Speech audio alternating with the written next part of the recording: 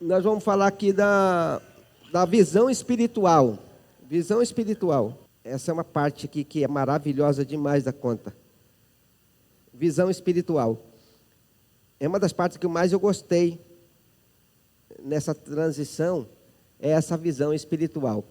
Ninguém pode servir a Deus sem essa visão de Deus, a visão espiritual. Essa visão espiritual, ela começa, a Bíblia toda tem uma sequência de visão espiritual. E a gente começa aqui com Abraão, que é configurado em Atos dos Apóstolos, né, que fala, tudo começou quando Deus glorioso apareceu a Abraão, quando ele ainda estava na Mesopotâmia. Ele lhes disse, sai da tua terra, do meio dos seus parentes, e vá para a terra que eu lhe mostrarei. É engraçado que quando Abraão saiu, ele não saiu sozinho, saiu ele, o pai, saiu a multidão de gente, e caminharam e foram até Terã, acho que é isso. E chegando lá, o pai ficou com os outros filhos, e ele seguiu sozinho, e acompanhou ele Ló, e foram naquela trajetória até chegar na terra que Deus lhe fez a promessa que daria para sua descendência, que tomaram posse só apenas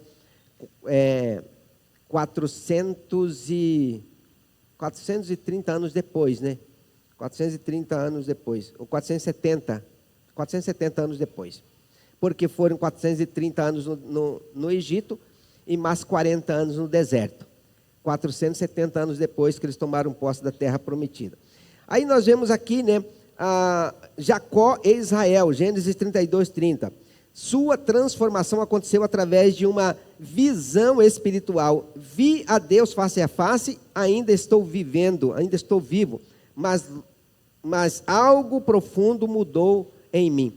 Quando Jacó teve essa experiência ali no Val de Jaboque, Deus mudou a história, mudou o nome de Jacó para Israel, e ele então celebrou porque lutou com Deus e ainda estava vivo. Essa visão espiritual, é isso que nós estamos vendo aqui. E para chegar lá, a gente precisa entender aqui Moisés, Êxodo 3, versículo 1 a 10, depois de 40 anos na rotina do deserto, ele viu o anjo do Senhor numa chama de fogo que saía do meio de uma sarça. Todo o serviço e toda a obra de Deus na vida de Moisés foi resultado daquela revelação que ele teve na sarça ardente. Ele viu uma sarça ardente. E ali tinha duas coisas especiais acontecendo. Ele viu com os olhos físicos, mas ali a visão de Deus, também na visão espiritual, digamos que vamos chamar de visão espiritual, visão de coração, entrou na vida dele, mudou a história de Moisés, e o restante, que ele volta para o Egito para tirar o povo do Egito, depois 40 anos no deserto, tudo movido pela revelação que ele teve, pela forma como Deus agiu com ele naquele dia, ali na sarça. Porque foram várias experiências que Moisés teve com Deus, e que Deus fez com Moisés ali. Primeiro ele viu a sarça, ele falou com Deus, escutou, ele teve as conversas com Deus sobre vou, não vou, eu não vou, você vai, eu não sei falar, sabe sim. E foram vários momentos ali difíceis, mas e aí, que prova que o Senhor dá? Então pega essa vara, agora virou cobra, põe de novo, agora não está mais, veja a sua mão, é lepra, põe a mão no seu seio, tira de novo, não, está curado. E o negócio ali foi embaçado mesmo, foi muito movimento ali, mas ali, num dia só, Moisés teve as experiências, tudo o que precisava para enfrentar 40 anos no deserto. Para enfrentar 10 pragas no Egito. Ele estava lá e resistiu os 10 momentos das pragas, porque teve um encontro com Deus no deserto. O que é encontrar Deus no deserto? Encontrar Deus no deserto, muitas vezes a gente não entende bem, né? Porque a gente pensa que Deus está com a gente quando está tudo bem. Agora eu estou de BMW, 200 mil na conta corrente, eu tenho isso, eu tenho aquilo outro, está tudo em paz, nem doença não apareceu, não, a vida está boa que eu não quero nem morrer. Aí a gente pensa que Deus está com a gente nessa hora. Mas na verdade, o mover especial de Deus é quando parece que tudo está acabado. Aí você vai para o deserto, Deus te leva num deserto financeiro, num deserto emocional. Já vi história de pessoas que encontrou Deus na depressão. Quando entrou na crise de depressão, foi ali que ele encontrou Deus. E aí, quando saiu da depressão, saiu com Jesus de Nazaré para nunca mais soltar. Muitas vezes a gente pensa que Deus está com a gente quando tudo vai bem. Claro que está bom, Deus está com a gente quando tudo vai bem, mas quando é que Deus fala e transforma a nossa vida? É no deserto. É no deserto que as coisas acontecem. E isso aconteceu com Moisés, mudou a história. Os 12 espias, na verdade, os 12 espias, Números 13, de 1 a 10. Vista é a habilidade de ver com os olhos, mas a visão é a habilidade de ver com o coração. A vista toca no problema, mas a visão toca nas promessas de Deus. É a visão e não a vista natural que determina nosso destino.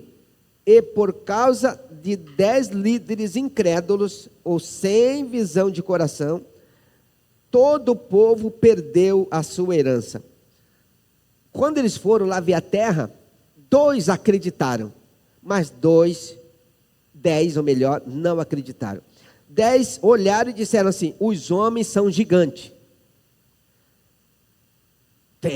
Os negócios lá são excelentes, tá? As uvas, o caixa é enorme, porque eles levaram também, isso, aquilo, tudo lá é maravilhoso, mas os homens são gigantes, e nós somos como formiga para eles, e eles olhando para nós, vê a gente como formiga. Como é que ele sabia que esse cara estava olhando e vendo como formiga? Vira um negócio assim complicado, né? Pode ler o texto que é desse jeito, eles contando a história, dizendo, e eles olhando para nós, nos olhavam como se fôssemos formiga, não valia nada. Então essa é uma conjectura muito estranha, mas o certo é que eles não conseguiram. 10 deles viram, mas não acreditaram, e 2 disseram mais ou menos assim: realmente a terra é maravilhosa, a terra é boa e tem gigante, mas eles não são nada, eles são como pão na nossa mão, pão seco, a gente vai estraçalhar. 2 acreditaram assim, Josué e Calebe, mas os outros ficaram com medo. Aí os outros 10 foram na frente do povo e falaram, detonaram: gente, não vamos não, nós vamos morrer lá, porque lá são só gigantes, vão acabar com a nossa vida. Moisés trouxe a gente para morrer nesse deserto, ainda quer mandar a gente para ir para Jericó, para morrer em Jericó, não, que não sei o que, detonou. Aí os 2 tentaram falar: não, gente, realmente tem gigante, mas nós somos maiores, nós somos fortes, que não sei o que, Deus está conosco. O povo não quiseram saber disso e queria apedrejar Moisés, virou aquela confusão. Deus chamou Moisés: vem aqui. É o seguinte, esses 10 falaram mal de mim perante o povo e trouxe essa tragédia toda. É o seguinte, vocês retornem agora para o deserto e eu vou dar 40 anos para que todos que saíram do Egito morram no deserto. Quando terminar de morrer todo mundo que saiu do Egito, todos os adultos que saíram do Egito, aí vocês vão entrar na terra prometida. Mas vai morrer todo mundo que desconfiaram de mim, que não acreditaram na minha promessa, que não acreditaram que eu sou capaz de derrubar o muro de Jericó. Quem não acreditou, esses que não acreditaram vão morrer no deserto. E aí, era 3 meses eles já entrariam na terra prometida, entrariam em Jericó. Mas por causa disso, voltaram o caminho e começaram a perambular pelo deserto. 40 anos no deserto. Quando Deus nos dá uma promessa, a gente precisa acreditar na promessa de Deus. Porque aí Deus vai fazer e vai fazer. Deus é poderoso para fazer tudo e muito mais acima do que pedimos ou pensamos. E não é pensar assim, Deus faz porque a gente é o melhor. Não é. Deus só faz porque nós somos o pior. Nós não somos os melhores, não. Não somos. Deus faz é porque Ele é bom. É porque Ele é bom. Nós não somos nada, mas Deus, Ele todo-poderoso, aprove Deus entrar na minha vida, entrar na sua vida, que somos pequenos, simples e fracos, para nos fazer geradores de vida, ganhadores de alma. Deus nos fez isso. E a gente precisa acreditar no poder de Deus, porque o poder é dele, não é nosso. Quando a gente vai fazer a obra, dizer eu vou liderar uma célula, eu vou apoiar, eu vou fazer, é porque não sou eu, é Deus que faz através da minha vida. A obra é de Deus, não é minha, não é nossa. E Ele é poderoso para fazer. E nós precisamos crer. Porque a Bíblia diz, se creres, verás a glória de Deus. Porque tudo é possível ao que crê. Tudo é possível ao que crê.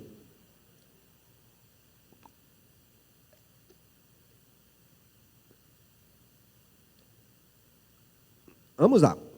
Vou andar rápido com esse aqui também, se Deus quiser.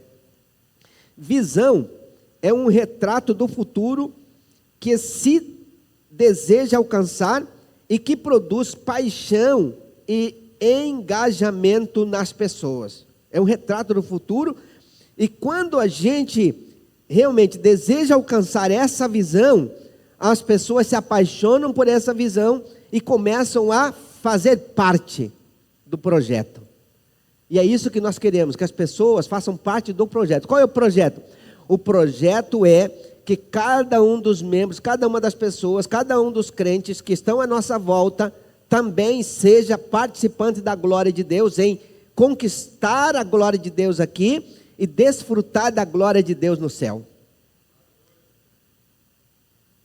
Porque muitas vezes a gente pode estar pensando que está fazendo a vontade de Deus porque frequenta a igreja. Deus não chamou a gente para ser frequentador de igreja. Essa é uma das coisas que a gente faz naturalmente. Mas Deus nos chamou, nos salvou para salvar outros. A gente precisa arrumar algum jeito, algum meio, alguma forma de salvar outros.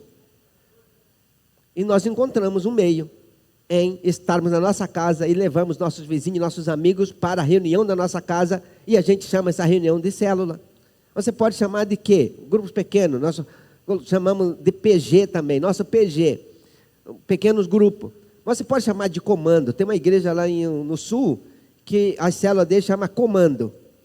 Outro chama QG, outro chama, esqueci, são vários nomes que eu tive lendo, e cada um põe um nome diferente. Mas isso não importa o nome, o importante é fazer a coisa acontecer. O importante é você estar lá e levar as pessoas para se converter. Você tem amigos? Você conhece alguém que não é crente? Então essa pessoa é seu alvo.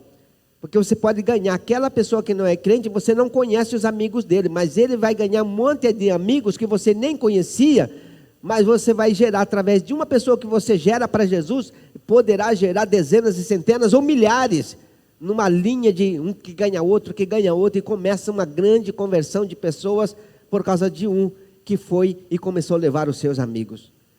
O importante é a gente entender que Deus nos chamou para sermos influenciadores, para não enterrar um talento. Digamos que nós somos a galera de um talento, mas se enterrar, está no sal. Porque aquele cara enterrou o talento, e o que ele ouviu, mau e negligente, servo mau e preguiçoso. Negligente é preguiçoso. Preguiçoso, não fez nada. Gente, a gente não pode deixar a preguiça tomar conta de nós, não. A gente precisa fazer alguma coisa para Jesus, alguma coisa para Deus, porque Ele nos salvou para salvar outros, Ele nos chamou. E aí, se nós somos a turma de um talento, porque se pensar assim, nós somos a turma dos 5 talentos, somos o bambambam, somos excelentes, pode ser que sejamos, mas vamos considerar que nós somos a turma de um talento que não vai enterrar o talento. Nós somos o pessoal de um talento que não vamos enterrar o talento, amém? Diga para alguém do seu lado, não enterra o seu talento. Ainda que seja só um, diga para ele, ainda que seja só um, não enterre. Sabe por quê? Tem muita gente lá fora esperando a oportunidade de ter Jesus no coração. A princípio eles não querem, eles não estão nem aí, porque eles não sabem que Jesus transforma. Mas se nós oramos, jejuamos e vamos lá, eles vão ouvir, e daqui a pouco a gente convence, consegue convencê-los a escutar Jesus e aceitar Jesus. Ele vai ver que Jesus é bom, e logo em seguida ele aceita Jesus. A Bíblia diz que o nome dele é escrito no livro da vida, e a Bíblia diz assim: ajuntai tesouros no céu, e nesse momento você acabou de juntar tesouros no céu. Ajuntar tesouro no céu é ter o nome escrito no livro da vida, e quando você ganha, escrever o nome, é o tesouro que já está juntado. Muitos tesouros no céu. Deus nos chamou para juntar tesouros no céu. Pergunta para alguém do seu lado: quantos tesouros você já tem lá?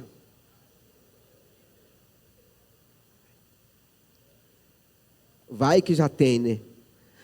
Se você ganhou uma pessoa para Jesus, você já tem um tesouro imperdível, algo assim extraordinário.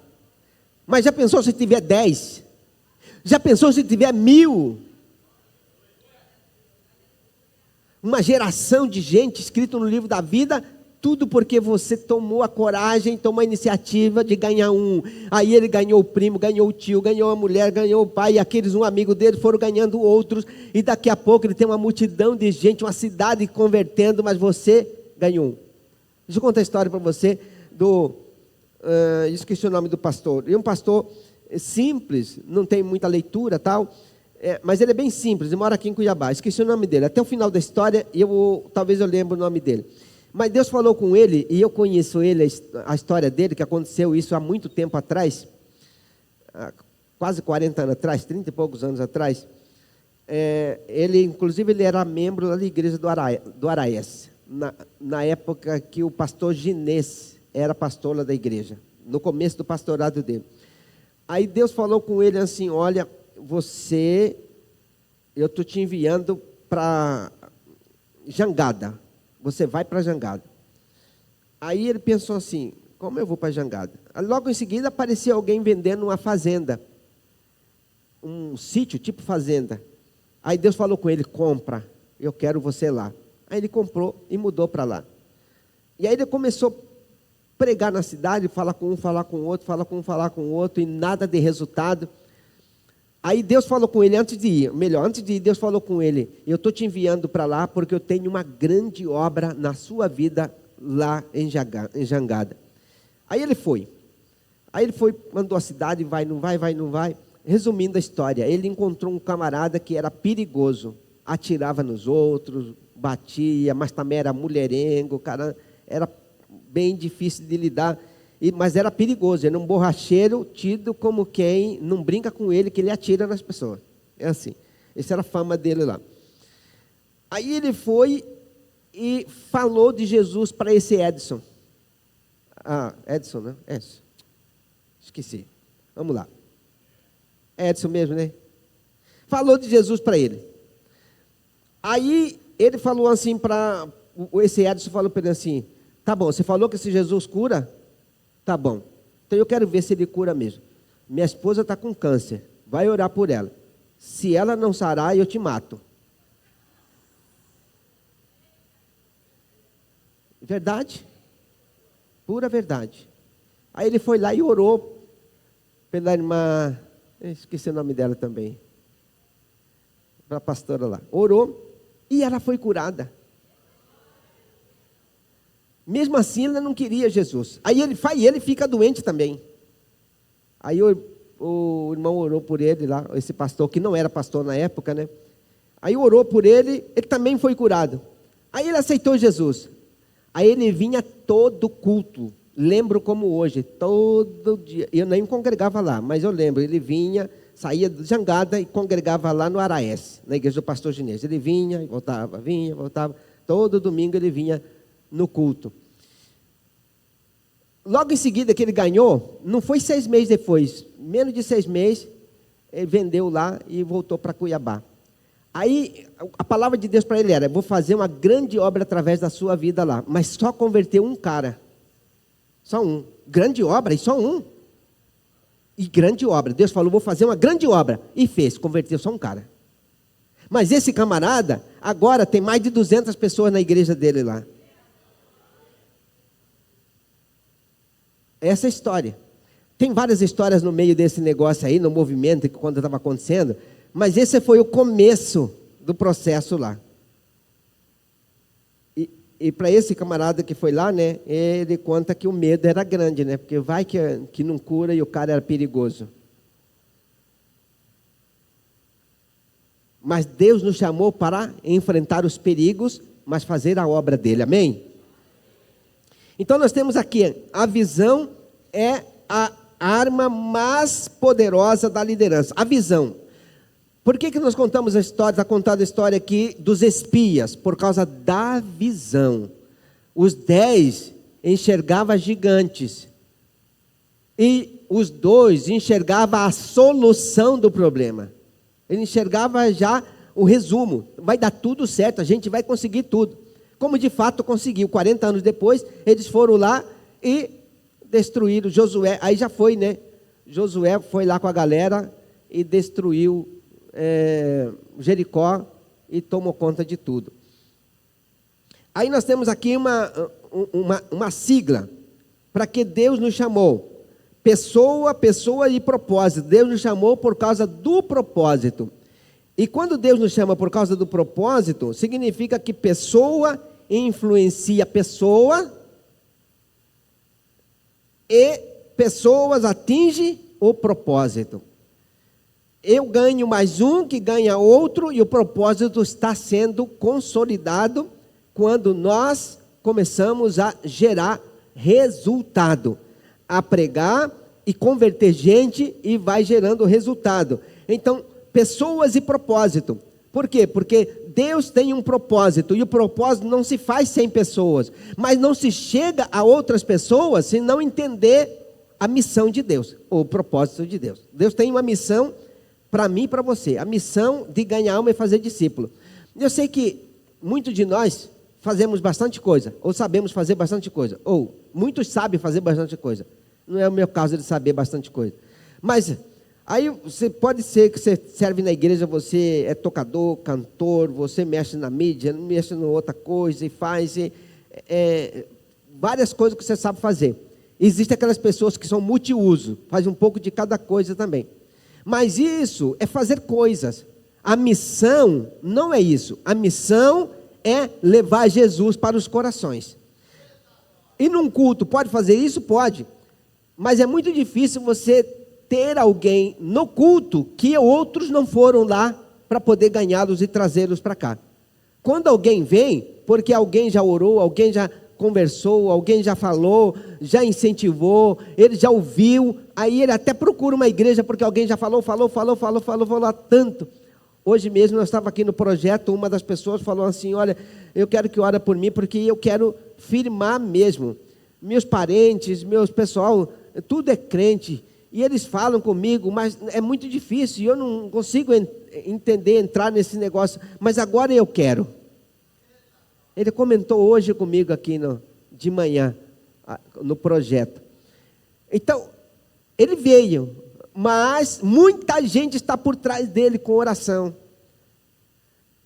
Agora, quando nós estamos lá, nós precisamos ser essas pessoas que faz isso, que vai lá na casa dos vizinhos, dos amigos, e movimenta ele na célula, depois prega para ele vai converter, batiza, e já faz dele. O ciclo fechou. O ciclo fechou. Pessoa influencia pessoa, atinge o propósito que é aceitar Jesus e ter o nome escrito no livro da vida. Vamos alcançar o propósito de Deus para as nossas vidas, amém? O papel de um líder, qual é o papel de um líder? Quando você pensa no papel de um líder, nós estamos pensando o quê? Lançar a visão, deixar bem claro a missão e persegui-la. Estabelecer os valores essenciais. Nós precisamos fechar nisso. Existe uma visão para ser cumprido. Deixa eu fazer um comentário aqui, né, sobre os processos. Quando a gente está falando de tudo isso, mas o processo mesmo é o funcionamento da célula. Se a célula funcionar direitinho, tudo vai funcionar direitinho lá na frente. Vou dar um exemplo para você de uma célula que funciona mal. Você vai numa célula, aí num dia ele não faz o louvor, no outro dia ele não faz a palavra, ou no outro dia ele não faz a cadeira da bênção. Aí as pessoas que estão ali, que estão sendo treinadas, Quando ele for liderar uma célula, ele vai fazer desse jeito, tudo bagunçado. Por quê? Porque quem está fazendo não está fazendo direito.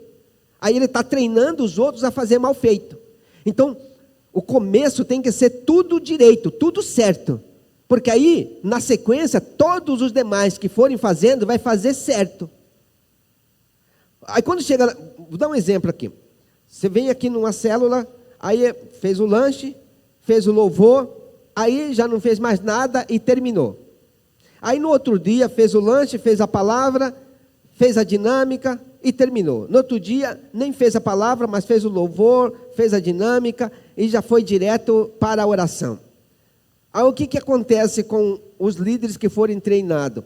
Vai chegar um momento que eles vão estar lá, eles não vão fazer nada disso, vai sentar, vai só estudar a Bíblia e acabou a reunião. Ou então só vai fazer lanche, bater papo e acabou a reunião, porque foi mal feito desde o começo. Quem está me entendendo aí? Tem que fazer certinho todas as etapas sempre, para que ninguém lá na frente, daqui 1 ano, 2 anos, vai fazer de qualquer jeito, porque não foi bem feito no começo. Então, todo começo tem que estar sendo bem feito, todas as etapas da célula. Amém? Então, quando você começar, já começa certo, que é para poder não dar o desmanche lá na frente. Porque aí não vai produzir nada, não vai gerar ninguém, não vai ganhar pessoa, não vai ter o processo funcionando direitinho e vai acabar em nada. Pelo menos, tudo que sair daquela célula que não fez certinho vai acabar, não vai existir lá na frente. Ele não vai ter uma geração de filhos espirituais porque ele não gerou direito, não cuidou direito, não ensinou direito, não fez direito o processo. Já pensou? Pensar na célula, você pensa numa sala de aula. Você chega lá para dar aula e não dá aula. Você tem 40 minutos para dar aula. Aí você lê um texto lá e começa a bater papo com os alunos e acaba a aula. Esses alunos vão aprender alguma coisa no final do ano? Daquela matéria, não. Não vai aprender nada. Porque foi mal feito. Então, tudo tem que ser bem feito. Porque se está lá, é para ser bem feito. Está lá todas as etapas da célula, é para fazer bem feito. Inclusive, nós temos o painelzinho lá. 25 minutos para lanche, 10 minutos para dinâmica, 30 minutos para a palavra, 10 minutos para oração e 10 minutos para desafios, para os avisos finais de desafios. Pronto, está tudo organizado, é só seguir as etapas. Mas e quando não der para fazer todas as coisas? Mas isso, se acontecer, é raramente, uma vez na vida ou na morte. É para seguir o processo direitinho, senão você não treina ninguém. Já pensou você numa casa onde um dia almoça, outro dia não come, outro dia toma café da manhã, outro dia nem almoça nem janta? É isso que nós estamos pensando aqui da célula que não faz bem feito. Você tem que ter ordem, horário de tomar café é esse horário, horário de almoço é esse horário, horário da janta é esse horário, e horário de dormir é esse horário. Nada de dormir 2 horas da manhã. Aqui não é casa de mãe Joana, não. A hora de dormir é 10 horas e acabou.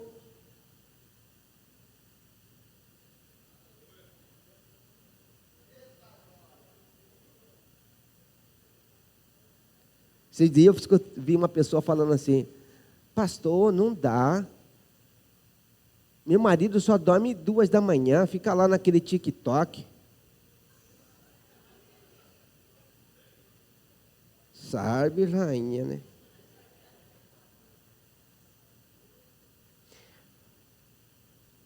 Se tivesse, por exemplo, estudando, até para não, está estudando, ele está fazendo um curso, ele fica até... Ontem eu escutei uma pessoa dizendo assim, uma outra pessoa, dizendo assim, meu marido, ele organiza todo mundo, quando deita para dormir, ele ainda vai ler até 11 horas, meia-noite, aí ele dorme, 3 horas da manhã ele acorda e vai estudar, até às 5 da manhã ele estuda, todos os dias até às 5 da manhã, aí ele vai para o serviço, trabalha até meio-dia, chega meio-dia ele começa a estudar de novo, almoça e vai estudar de novo, até a hora que as crianças chegam da escola, para eles brincar com a criança tal, aí janta, organiza tudo certinho, aí põe as crianças para dormir e ele volta a estudar de novo. Eu estou dizendo em questão de ter ordem com as coisas, né? Fazer as coisas, se é para estudar, pelo menos para estudar, como essa irmã falou ontem para a gente, aí é outra história, né? E ainda dá para para relevar, dormir tarde demais, mas por causa de vídeos, TikTok, não. A saúde é mais importante, dormir cedo.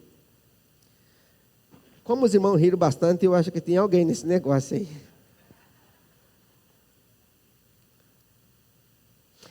Aqui tem né? Desenvolver novos líderes e construir equipes. Não constrói equipes se não desenvolver liderança. Você só desenvolve liderança, ou melhor, só constrói equipes se desenvolver lideranças, tá? Manter o foco e resolver o problema ou os problemas do percurso. Então, no dia a dia, semanalmente, tem que estar resolvendo, tem que estar aí ajustando. Então, essas questões de fazer as palestras, as conferências, os seminários, é muito importante, as reuniões, para ir ajustando, porque senão não fica bem feito.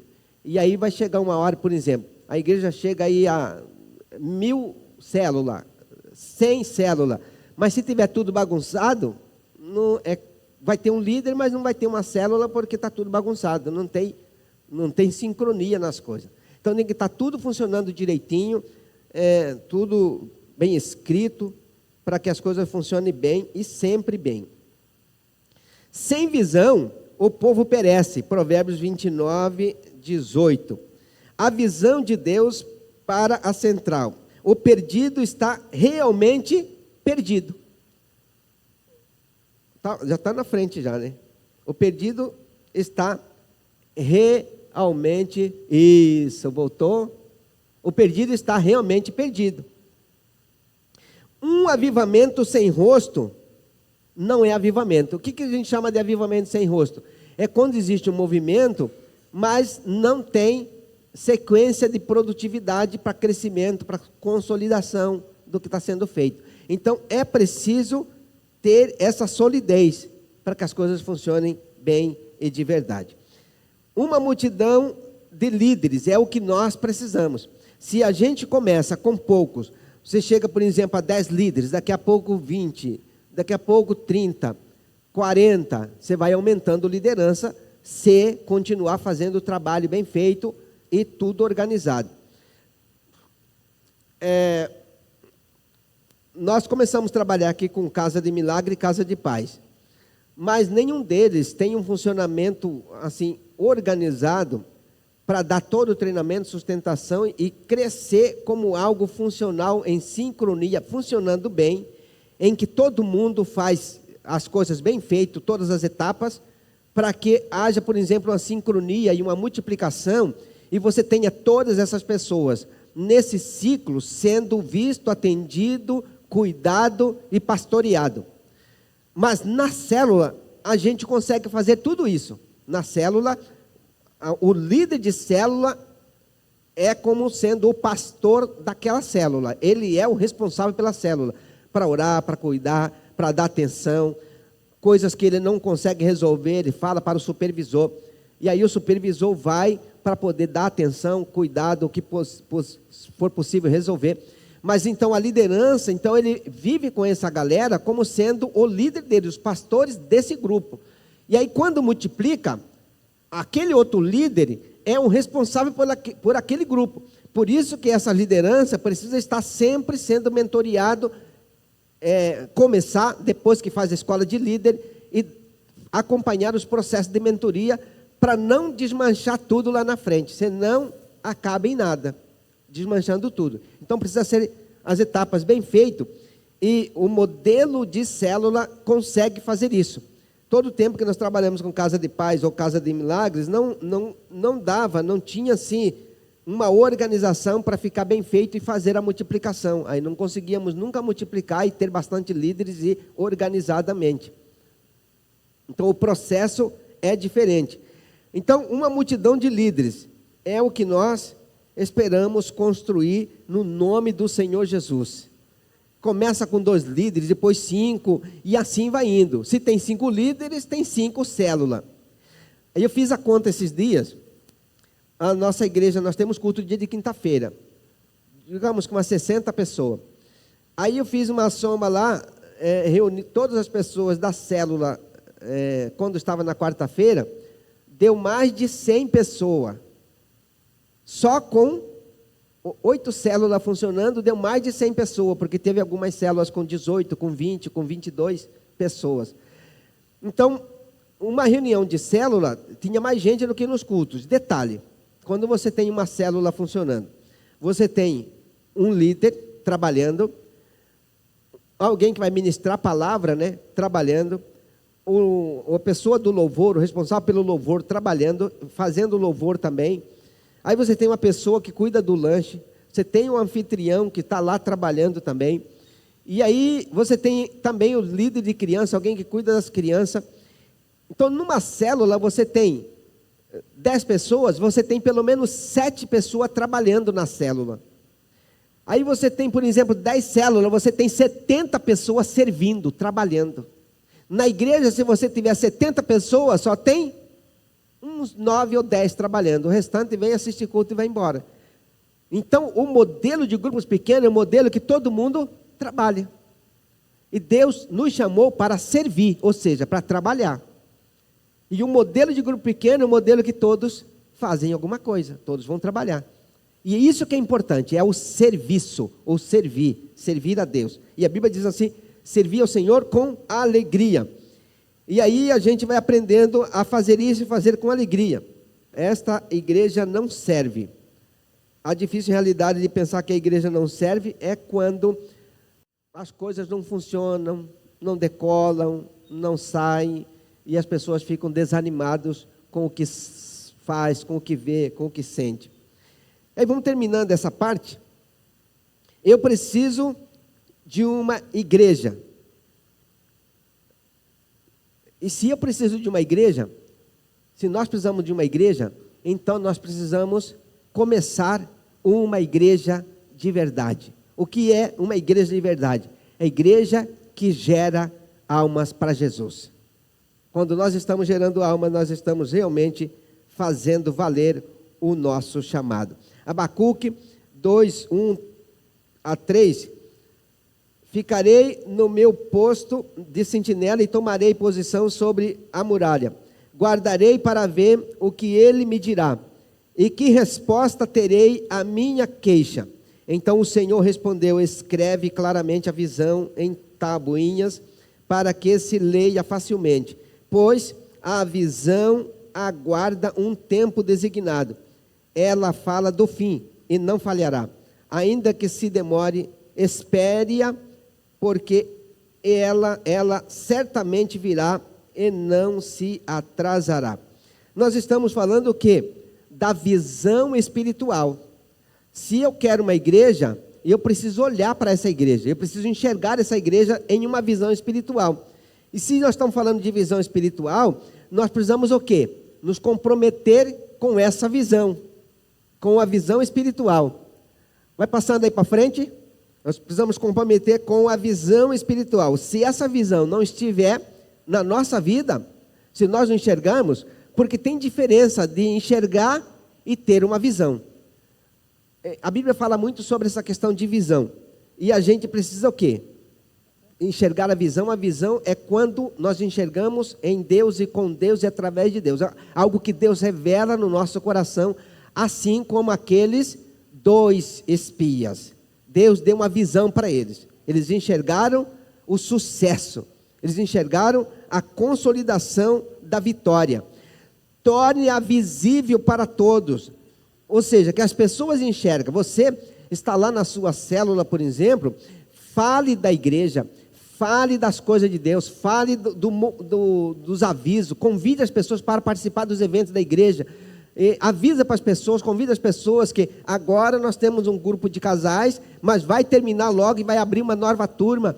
Fale que nós temos os trabalhos com os adolescentes, trabalho com os juniores, os horários. Você vai falando para as pessoas aquilo que nós temos para oferecer, para que eles possam ser atendidos mais ainda.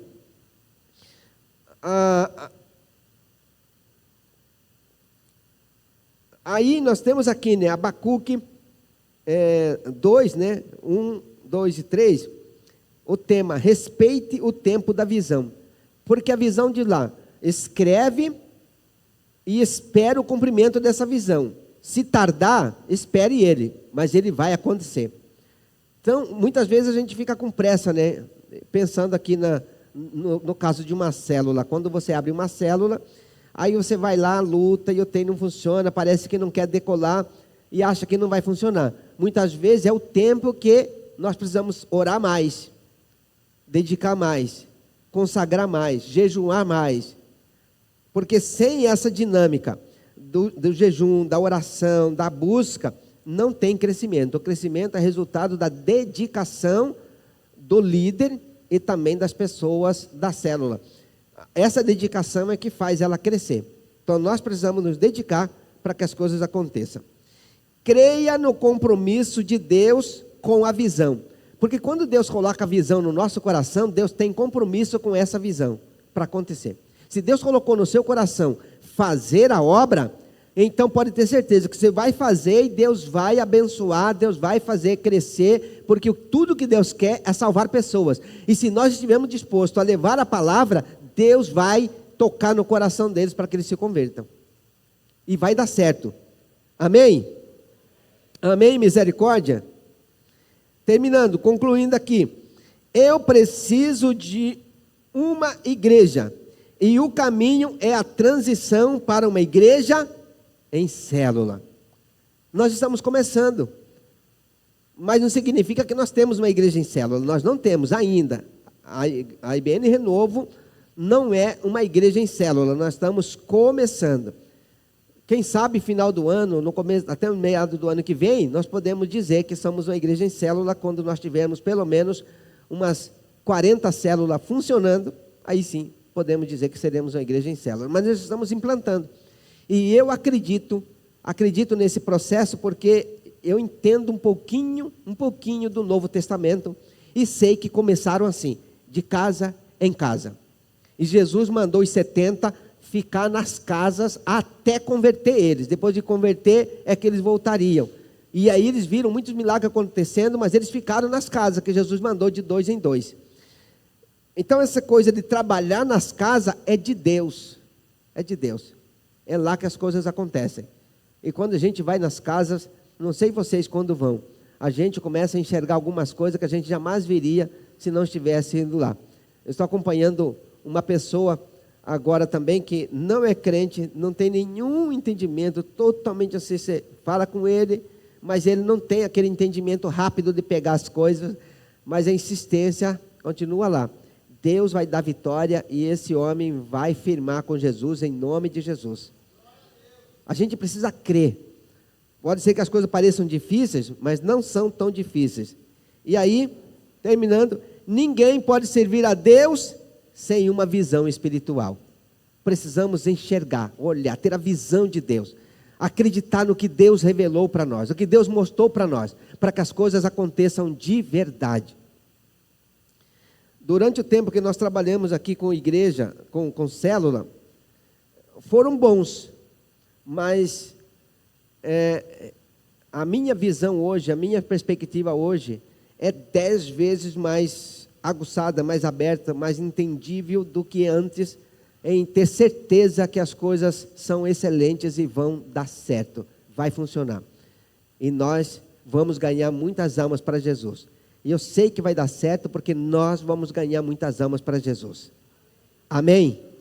Bom, gente, nós vamos dar agora um intervalo, na hora do intervalo de uns 10 minutos. Agora vamos fazer uma oração para a gente ir para lá? Eu vou chamar aqui o pastor Fabiano para fazer a oração de avivamento. Glória a Deus, amém, amados? Vamos orar?